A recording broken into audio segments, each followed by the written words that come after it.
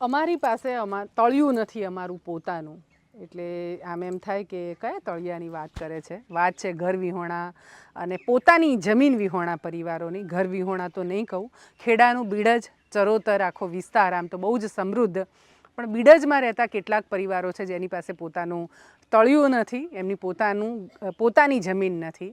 સરકારની પાસે એક વિનંતી પણ આપણે આ બધા પરિવારો કરે છે કે ઝડપથી મળે. રેશન કાર્ડ પણ બધાની પાસે નથી, લાઇટે બધા પાસે નથી એમ, બરાબર. અને પ્લોટનું પણ એવું જ છે. પ્લોટનું તો મેડમ બેન નથી, કોઈને નથી. બરાબર છે. વર્ષોથી 90 વર્ષ 100 વર્ષ કહો તોય ચાલે, ત્યારથી રહીએ છીએ. તો વિચરતી જાતિના પરિવારોને પ્લોટ આપવા માટેનો તો અલાયદો સરકારનો ઠરાવ છે, અને એ સિવાય જે આદિવાસી પરિવારો છે એમને ગામતળમાં પ્લોટ આપી શકાય એ પ્રકારની જોગવાઈ પણ છે સરકારની. ને દરેકને ઘર